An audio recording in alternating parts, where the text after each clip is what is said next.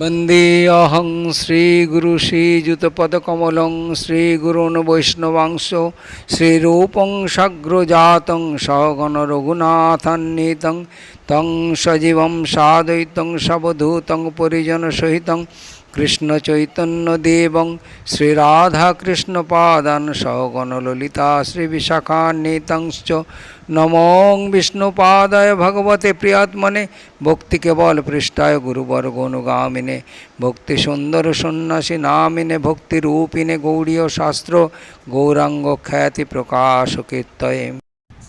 आमार श्री गुरुदेव एवं गुरुवर्गगणेर श्रीचरणे कोटि कोटि प्रणाम निवेदन करे भागवत कथा बलार प्रयास निये उपस्थित हয়েছি।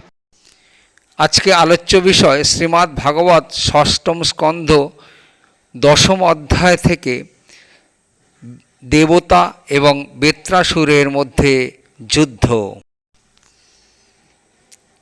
हे महाराज परीक्षित, भगवानेर उपदेश अनुसारे देवतारा अथर्वार पुत्र दधीचि मुनिर काछे गिয়েছিলেন। তিনি ছিলেন অত্যন্ত উদার চিত্ত এবং যখন দেবতারা তার কাছে তার শরীর ভিক্ষা করলেন তখন তিনি আংশিকভাবে সম্মত হয়েছিলেন।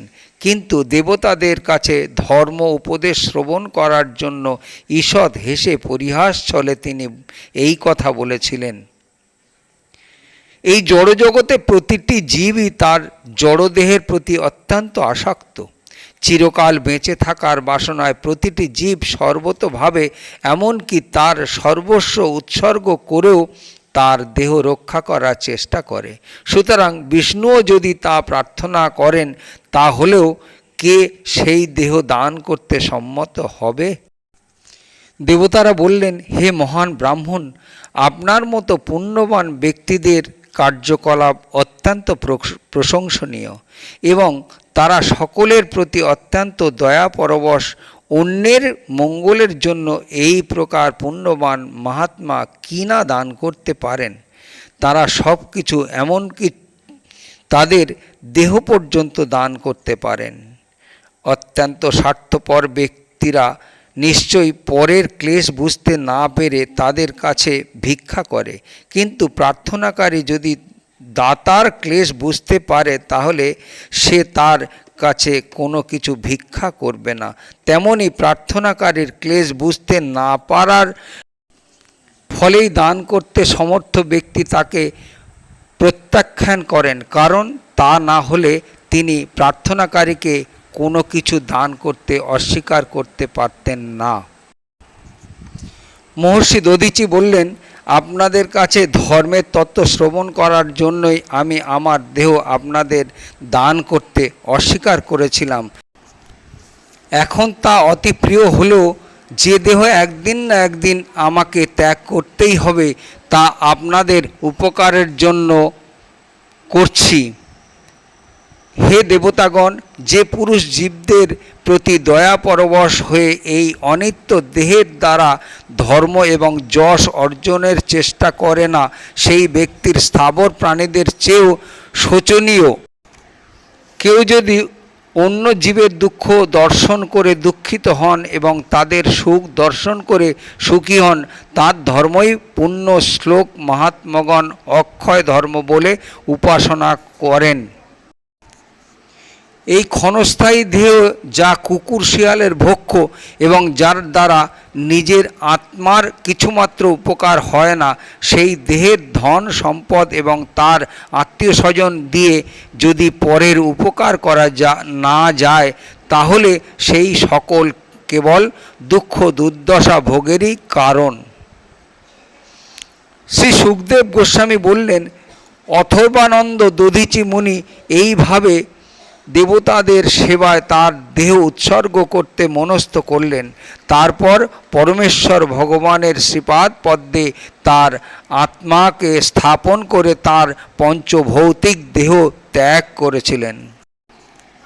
দধীচি মুনি তার ইন্দ্রিয় প্রাণবায়ু মন এবং বুদ্ধিকে সংযত করে সমাধিমগ্ন হয়েছিলেন। এইভাবে তিনি তার সমস্ত জড়বন্ধন ছিন্ন করেছিলেন। তার ফলে তার আত্মা যে তার দেহ থেকে পৃথক হয়ে গেছে তা তিনি অনুভব করতে পারেননি। তারপর দেবরাজ ইন্দ্র দধিচি মুনির অস্থির দ্বারা বিশ্বকর্মার নির্মিত বজ্র ধারণ করেছিলেন।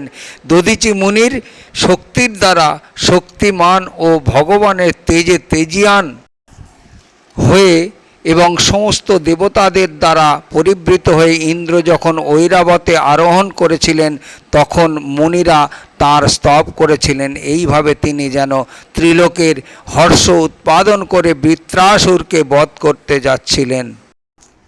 হে মহারাজ পরীক্ষিত, রুদ্র যেমন অন্তকের প্রতি যমরাজের প্রতি অত্যন্ত ক্রুদ্ধ হয়ে তাকে সংহার করার জন্য তার প্রতি ধাবিত হয়েছিলেন, তেমনি ইন্দ্র অত্যন্ত ক্রুদ্ধ হয়ে অসুর সেনাপতি পরিবৃত বৃত্রাসুরের দিকে বেগে ধাবিত হয়েছিলেন।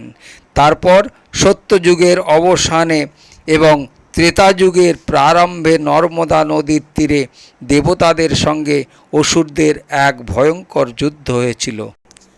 হে রাজন, বৃত্রাসুরের নেতৃত্বে সমস্ত অসুরেরা যুদ্ধক্ষেত্রে এসে রুদ্রগণ, বসুগণ, আদিত্যগণ, অশ্বিনী কুমারদ্বয়, পিতৃগণ, বহ্নিগণ, মরুদ্গণ, ঋভুগণ, সাধ্যগণ ও বিশ্বদেবগণ পরিবৃত বজ্রধর ইন্দ্রকে দেখে তার তেজ সহ্য করতে পারল না।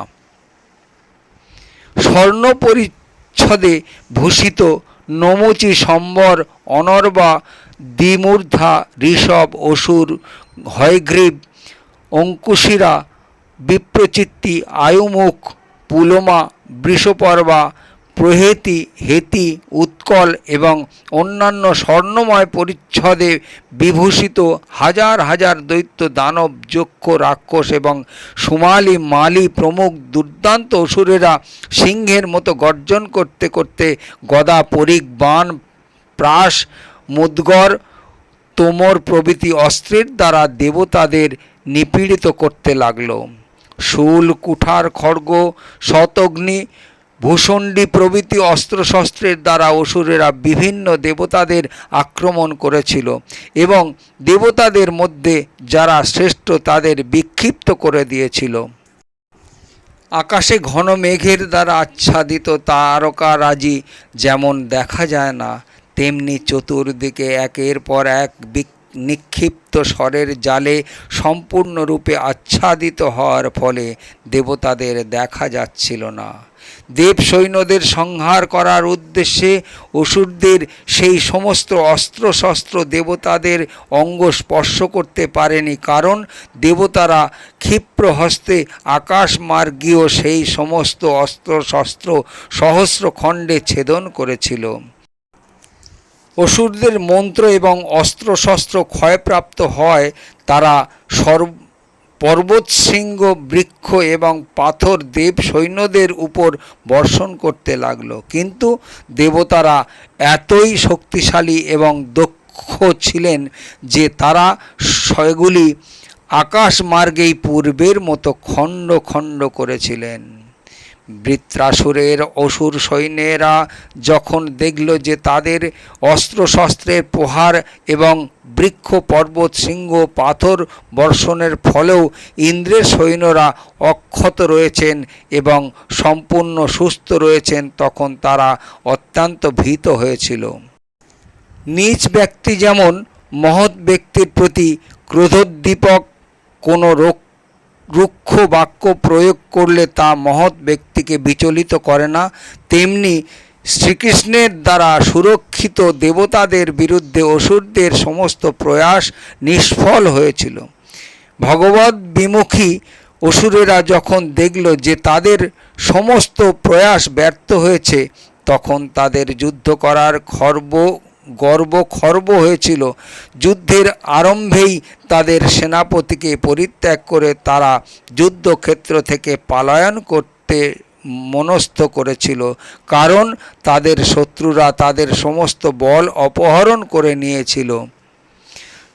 নিজ সেনাবাহিনী ভগ্ন হতে দেখে এমনকি যারা বীর বলে প্রসিদ্ধ সেই সমস্ত সৈন্যরা ভয়ে যুদ্ধক্ষেত্র থেকে পলায়ন করছে দেখে উদারচিত্ত মহাবীর বৃত্রাসুর হেসে এই কথা বলেছিলেন, স্থান কাল এবং পরিস্থিতি অনুসারে পুরুষ প্রবীর বৃত্রাসুর মনুষ্যদের মনজ্ঞ এই কথাগুলি বলেছিলেন। তিনি অসুর বীরদের সম্বোধন করে বলেছিলেন, হে বিপ্রচিত্তি, হে নমুচি, হে পুলমা, হে ময়, অনর্বা এবং সম্বর, তোমরা আমার কথা শ্রবণ করো এবং পলায়ন করো না। বৃত্রাসুরে বললেন, যে সমস্ত জীব এই জগতে জন্মগ্রহণ করেছে তাদের মৃত্যু অবশ্যম্ভাবী। মৃত্যুর প্রতি তাদের কোনো উপায় নেই। জড়জগতে কেউ খুঁজে পায়নি, এমনকি বিধাতাও তার প্রতিকারের উপায় বিধান করেননি। সেই অবশ্যম্ভাবী মৃত্যু থেকে যদি ইহকালে যশ এবং পরকালে স্বর্গলাভের সম্ভাবনা থাকে, তাহলে কোনো ব্যক্তি সেই মহিমান্বিত মৃত্যুকে বরণ করবে না। দুই প্রকার মহিমান্বিত মৃত্যু রয়েছে এবং সেই দুটি অত্যন্ত দুর্লভ। একটি যোগ অনুষ্ঠান করে, বিশেষ করে ভক্তিযোগ, যার দ্বারা মন এবং প্রাণবায়ু সংযত করে ভগবানের ধ্যানে মগ্ন হয়ে মৃত্যুবরণ করা। অন্যটি যুদ্ধক্ষেত্রে সৈন্যদের নেতৃত্বে প্রদান করে এবং পৃষ্ঠ প্রদর্শন না করে মৃত্যুবরণ করা। এই কথাগুলি বলে বৃত্রাসুর তিনি যুদ্ধে মনোনিবেশ করলেন। দেবতা ও বৃত্রাসুরের যুদ্ধ এই পর্যন্ত। পরবর্তী লীলা পরবর্তী ভিডিওতে আস্বাদন করতে থাকুন। বাঞ্ছা কল্পতরুভশ্চ কৃপা সিন্ধুভ্য এব চ পতিতানাং পাবনেভ্যো বৈষ্ণবেভ্যো নমো নমঃ।